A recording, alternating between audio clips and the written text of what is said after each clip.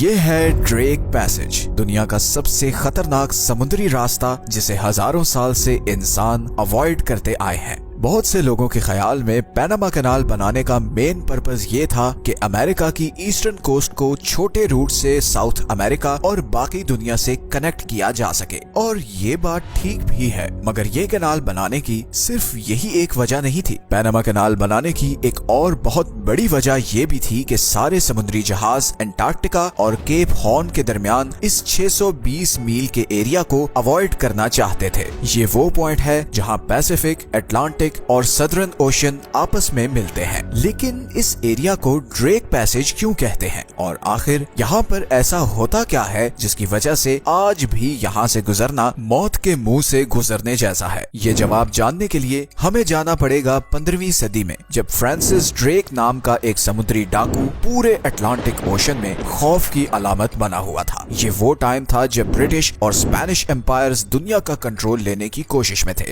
Francis कोई आम pirate नहीं था, बल्कि उसे ब्रिटिश एम्पायर की डायरेक्ट सपोर्ट हासिल थी, और इसी सपोर्ट पर वो ब्रिटिश एम्पायर के लिए अफ्रीकन शहरों पर अटैक करता, उन्हें लूटता और उनके लोगों को गुलाम बनाकर ब्रिटेन ले जाता। ब्रिटिश एम्पायर फ्रांसिस से बहुत खुश थी, और इसीलिए उसने फैसला किया कि साउथ अमेरिका में स्पेनिश एम्पायर के कंट्रोल को तोड़ने के लिए फ्रांसिस को भेजा जाए। प्लान ये था कि फ्रांसिस साउथ अमेरिका की ईस्टर्न कोस्ट लाइन पर मौजूद शहरों और गाँव को कनकर करता हुआ स्ट्रेट ऑफ मैगेलन में घुसेगा, और फिर साउथ अमेरिका की वेस्टर्न कोस्ट लाइन पर मौजूद विलेजेस को अटैक करके ब्रिटिश कंट्रोल में शामिल करता जाएगा। इस दौरान वो जितने भी शहरों को लूटना चाहे लूट सकता है। ब्रिटिश एम्पायर का सिर्फ इंटरेस्ट ये था कि साउथ अमेरिका की सारी कोस्ट लाइन ब्रिटिश के कंट्रोल में आ जाए। ड्रेक दिसंबर 1577 में 200 लोगों के साथ 5 शिप्स पर इस सफर पर निकला। अप्रैल में वो अर्जेंटीना तक पहुंचा ही था कि उसके लोगों में फूट पड़ गई, और ड्रेक ने ये फूट डालने वाले अपने तकरीबन 40 साथियों को अर्जेंटीना में फांसी दे दी, और अपनी 2 शिप्स को वहीं छोड़ के बाकी 3 शिप्स पर अपना सफर फिर से कंटिन्यू किया। वो ये स्ट्रेट क्रॉस करके पैसिफिक ओशन में पहुंचा ही था कि जबरदस्त तूफान आ गया, और ये तीनों शिप्स एक दूसरे से बिछड़ गई। एक शिप के लोगों ने समझा कि शायद ड्रेक मर गया है, और वो वापस इंग्लैंड चले गए। दूसरी शिप तूफान में बिछड़कर ड्रेक पैसेज में आई और यहाँ पर गायब हो गई। ड्रेक इसी शिप का पीछा करते हुए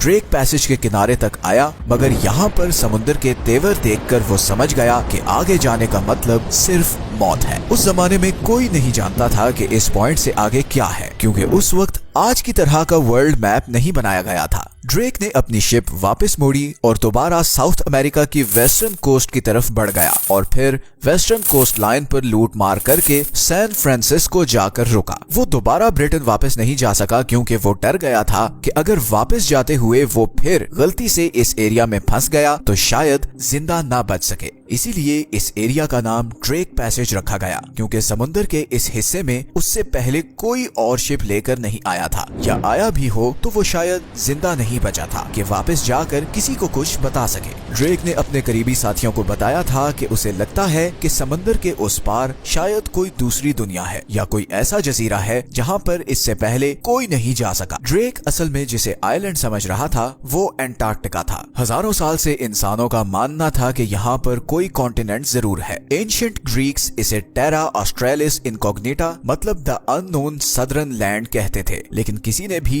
अपनी आंख से इसे नहीं देखा था। 17th सेंचुरी में ब्रिटिश एक्सप्लोरर कैप्टन कुक इसी सदर्न कॉन्टिनेंट की खोज में निकला। वो ये सारा अटलांटिक ओशन क्रॉस करके साउथ ओशन में घुस गया, मगर उसे अंटार्कटिका नजर नहीं आया, और वापस आते हुए उसकी शिप इसी ड्रेक पैसेज में फंस गई, और वो बहुत ही मुश्किल से वहां से जान बचाकर निकला। कैप्टन कुक दोबारा कभी इस समुद्र में नहीं गया। हालांकि ये वो कैप्टन कुक था जो उस वक्त का सबसे बड़ा एक्सप्लोरर माना जाता था। इसी कैप्टन कुक ने न्यूजीलैंड को डिस्कवर किया था, और इस स्टोरी को हम इस वीडियो में कवर कर चुके हैं। कैप्टन कुक ने अपने जर्नल में लिखा था कि इस सदर्न कॉन्टिनेंट को डिस्कवर करने का रिस्क इतना बड़ा है कि शायद ही कोई इंसान इधर तक आए जहां तक मैं आया हूं। अब यहाँ पर आपके जहन में सवाल होगा कि आखिर ये ड्रेक पैसेज इतना डेंजरस क्यों है? दुनिया में और जगहों पर भी तो ओशंस आपस में मिलते हैं, तो फिर यहाँ पर ऐसा क्या है? असल में ड्रेक पैसेज वो पॉइंट है जहाँ पर अंटार्कटिका के ठंडे और अटलांटिक और पैसिफिक के गर्म पानी के के ओशंस आपस में मिलते हैं और इस मिलाप के नतीजे में पानी का फ्लो 200 मिलियन क्यूबिक यार्ड्स पर सेकंड हो जाता है। ये फ्लो कितना होता है इसे इस एग्जांपल से समझें कि अमेज़न रिवर दुनिया का सबसे पावरफुल दरिया है और उसका फ्लो ड्रेक पैसेज के फ्लो से 600 टाइम्स कम है। इस तेज फ्लो की वजह से यहाँ समुद्र की लहरें 60 से 80 फीट तक चली जाती हैं, जो किसी भी समुद्री जहाज के लिए बहुत खतरनाक है। गर्म और ठंडे पानी के मिलाप से इस एरिया में बहुत से साइक्लोन्स भी आते हैं और फिर एंटार्क्टिका से आने वाले पानी की वजह से यहाँ का टेम्परेचर -5 डिग्रीज तक गिर जाता है और फिर ये पॉइंट दुनिया के रिमोट तरीन एरियाज में से है। नीचे एंटार्क्टिका है जहाँ कोई रहता नहीं और ऊपर खतरनाक समुद्र है। तो अगर आपकी शिप को यहाँ कोई हादसा हो जाए तो इसका मतलब है कि you are on your own. इन्हीं खतरात को देखते हुए 17वीं सदी में कैप्टन कुक ने दुनिया को वार्न किया कि सदर्न कॉन्टिनेंट को डिस्कवर करने का ख्याल जहन से निकाल दो, मगर इंसान की फितरत है कि उसे जिस चीज से खबरदार किया जाए वो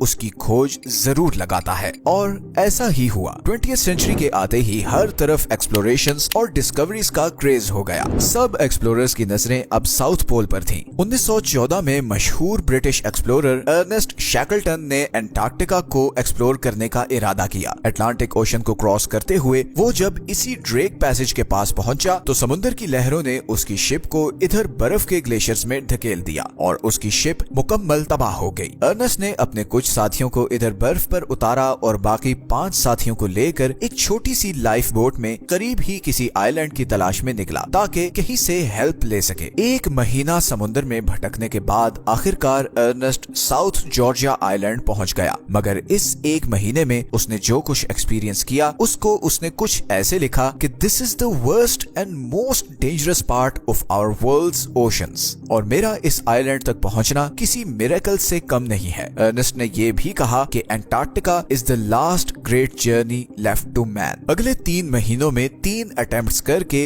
अर्नेस्ट के बाकी साथियों को बचा लिया गया और मिरेक्युलसली इस पूरे एक्सपीडिशन में कोई भी आदमी जान से नहीं गया। इसी तरह अप्रैल 2012 में एक ब्राजीलियन बिजनेसमैन ज्वाओ लारा अपनी लग्जरी क्रूज शिप पर 4 लोगों के साथ एक डॉक्यूमेंट्री फिल्म करने के लिए यहाँ से गुजर रहा था कि अचानक यहाँ तूफान आ गया और 100 फीट ऊंची लहरों ने इस शिप को उठाकर एंटार्क्टिका की बर्फ में फेंक दिया। लकीली शिप का रेडियो काम कर रहा था और उन्होंने फौरन चिली को रेस्क्यू अपील भेजी, मगर मौसम इतना खराब था कि चिली की रेस्क्यू टीम को यहाँ पहुँचते पहुँचते 4 दिन लग गए और बड़ी ही मुश्किल से सबको बचाया गया। पिछले 10 सालों में यहाँ ऐसे बहुत से वाकयात हो चुके हैं। गो के अब मॉडर्न समुद्री जहाजों के आने से पुराने वक्तों जैसे एक्सीडेंट्स कम हो गए हैं, मगर अभी भी सारे समुद्री जहाज यहाँ से गुजरने से कतराते हैं और वो ड्रेक पैसेज के बजाय स्ट्रेट ऑफ मैगेलन के तंग रास्ते से गुजरना ज्यादा प्रेफर करते हैं। हालांकि स्ट्रेट ऑफ मैगेलन में भी मौसम बहुत अनप्रिडिक्टेबल होता है। कभी फॉग आ जाती है, कभी तेज हवाएं चलने लगती हैं और मौसम बहुत ठंडा हो जाता है, मगर स्टिल ड्रेक पैसेज के मुकाबले में ये रूट फिर भी सेफ है। पैनामा कनाल के आने से पहले सारी कमर्शियल शिप्स इस रूट से वेस्टर्न साउथ अमेरिका और नॉर्थ अमेरिका जाती थी। फिर पैनामा कनाल के आने के बाद ये रूट तकरीबन वीरान हो गया है, लेकिन एक बार फिर इस रूट पर समुद्री जहाजों की भीड़ लगने वाली है क्योंकि पैनामा कनाल खतरे में है। पैनामा कनाल के फ्यूचर को